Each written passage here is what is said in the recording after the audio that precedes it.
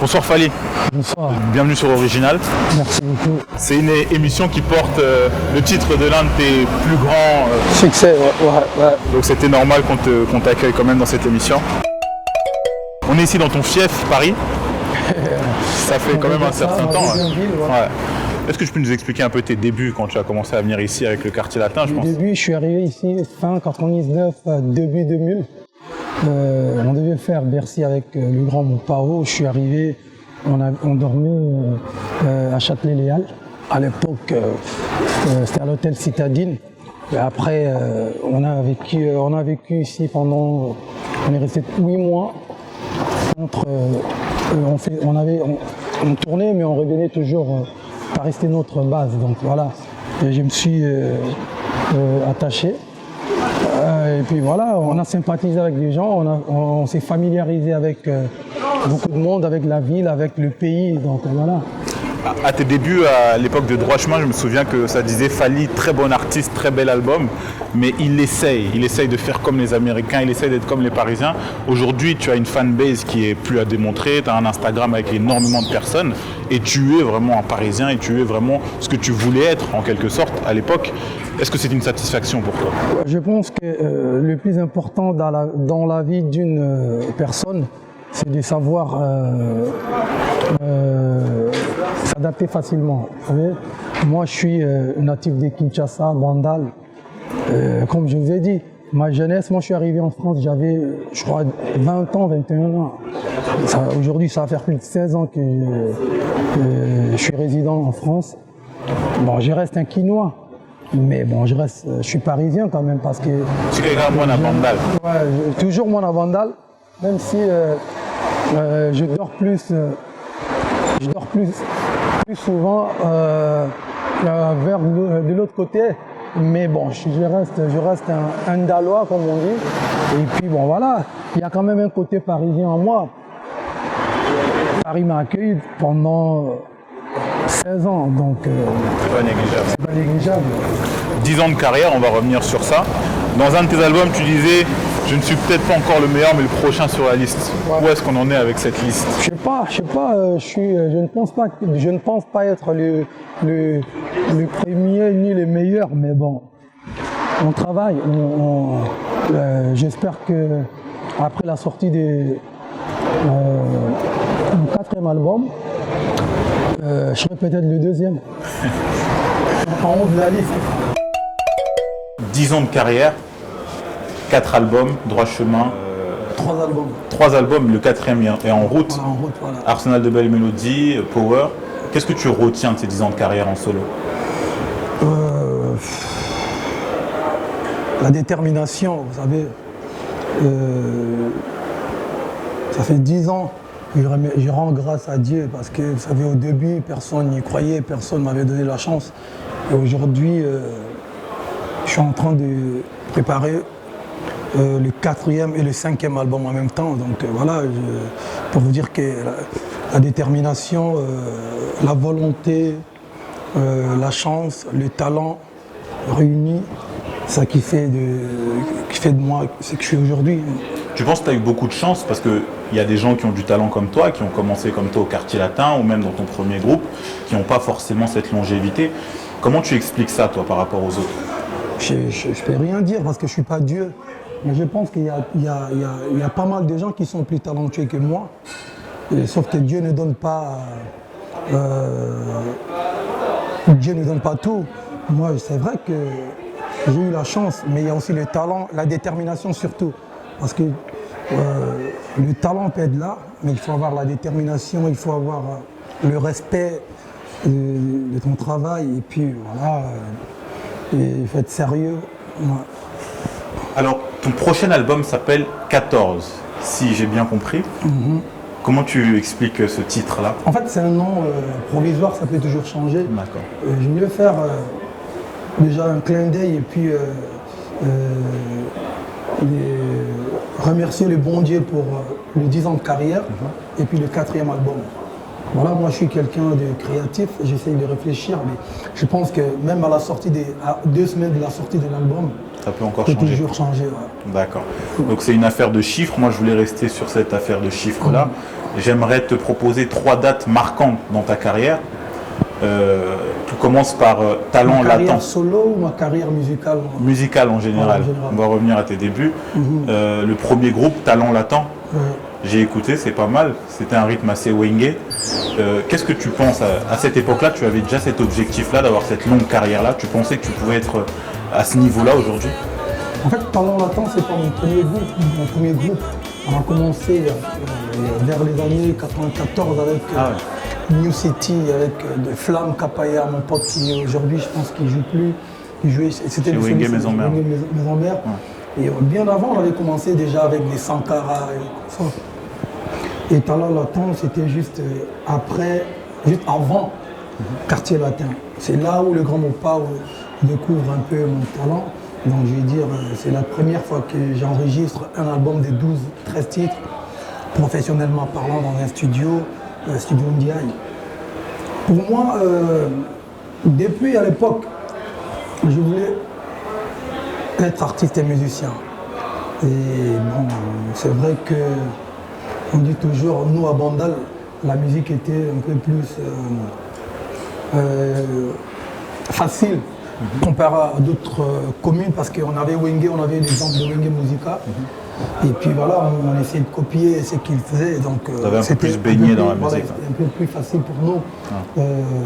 Et puis après, bon, quand je décide de faire ma carrière solo, j'avais passé plus de 8 ans à côté de Koffi Olomide. Donc, vous allez voir, il y a le côté un peu plus romantique, rumba, que j'ai acquis auprès de Koffi Olomide. Et puis, il y a le côté, voilà, Seben comme le Wenge Music. Voilà. Justement, Koffi Olomide, votre mentor, il y a cette éclosion. Et tu as cette chance-là de commencer par un très grand concert, c'est Bercy. Je te laisse jeter un petit coup d'œil. Cette photo te dit quelque chose? Ouais, cette photo me dit quelque chose. Je crois que c'est vers. C'est d'abord en 2000. Et puis, un 19 ou 18 février, je ne me rappelle plus, mais vers 2h du matin, la salle était pleine. Et puis, c'est l'un de.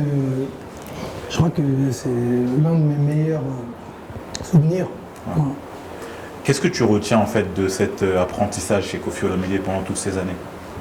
Je sais qu'il y a beaucoup de choses, mais si tu pouvais sortir même une seule chose. Déjà Bercy, c'est la première fois que je suis arrivé en Europe, c'est grâce à Koffi Olomide, et puis c'était pour dévierger la plus grande salle mythique française, Bercy. Donc voilà, c'est l'un de mes meilleurs souvenirs.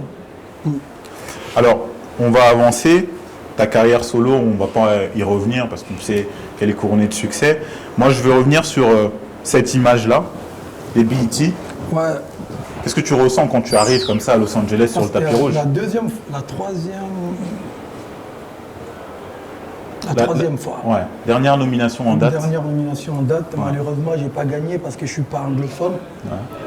Parce que les francophones ne votent pas assez, vous voyez. Ça polémique trop, mais... C'est déjà une grande fierté d'arriver à ce stade-là quand même. Ouais, ça fait plaisir c'est parmi, vous savez, quand moi je suis natif des Bandal, des Kinshasa, on regardait toutes ces cérémonies, les BET Awards, les MTV Awards, les Grammys à Kin. Même dans mes rêves les plus fous, je n'imaginais jamais être à côté de ces grands artistes que j'admire, tant que je respecte aussi. Frôler le tapis rouge, répondre à quelques questions. Pour moi, c'est le fruit de mon travail. Justement, la détermination. Et c'est d'ailleurs ça qui me donne encore la force et la volonté de continuer ce genre de choses. J'ai eu à partir à Kinshasa et à rencontrer un petit jeune qui s'appelait Espoir à l'époque, qui vivait dans la rue.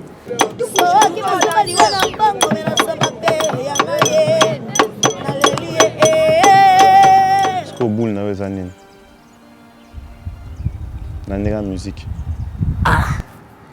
nga atalaka omona mpe motu moko mpe azwi nga mpe kaka boye kaka na misiki ono osala azwi nga mpe kaka ayede nga kaka soki ayede nga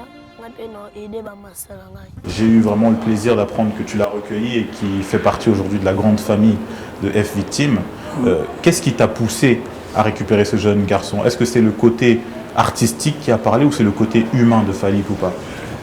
Pour être franc, c'est le deux en fait. D'abord le côté humain, parce que, vous savez, c'est le côté humain, parce que quand on découvre le petit, moi, je n'avais jamais vu ces images à la télévision. C'est des amis qui m'ont appelé.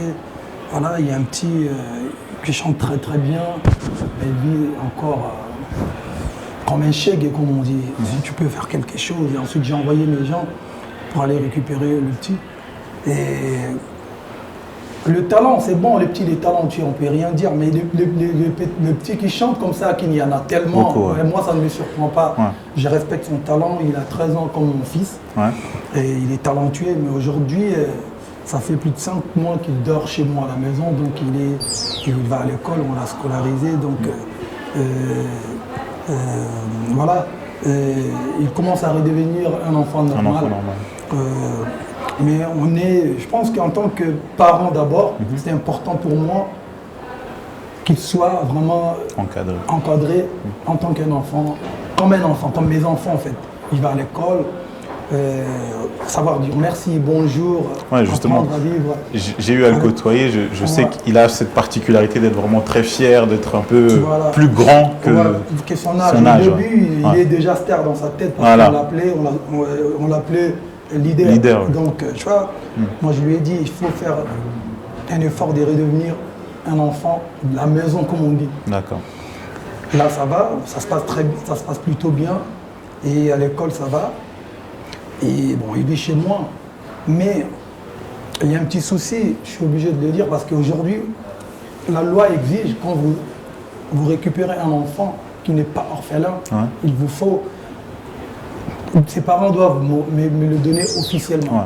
L'autorisation parentale existe même au Congo. Ouais. Mais aujourd'hui, ses parents ne veulent pas. Je pense qu'on doit dire à Lingala pour qu'ils comprennent la leçon. Il y a des parents et moi, tous ces bango, tous les beaucoup les labino moi, autorisation parentale. C'est-à-dire que boye ba ki avanda pas artiste moko fali alia rakuna qui na classe ça sala mangutu.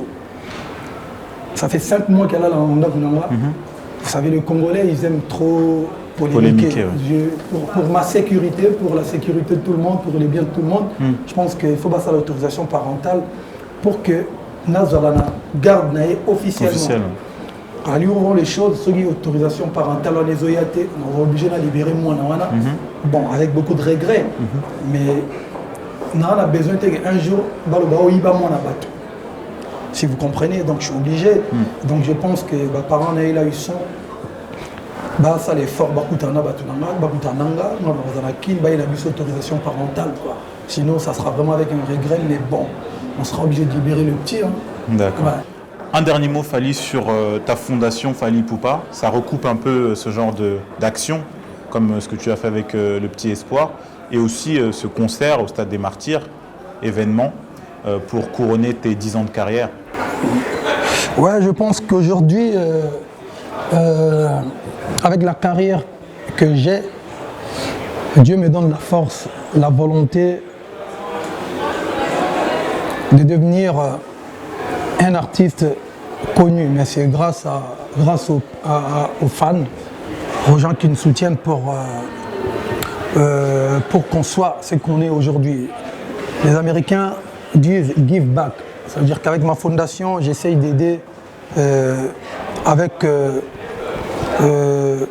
peu que j'ai, parce que jusqu'à aujourd'hui, on n'a pas encore eu des vrais donateurs, mais on essaye vraiment de faire en sorte que la fondation soit active. Donc voilà, on a eu à faire pas mal de choses, mais aujourd'hui,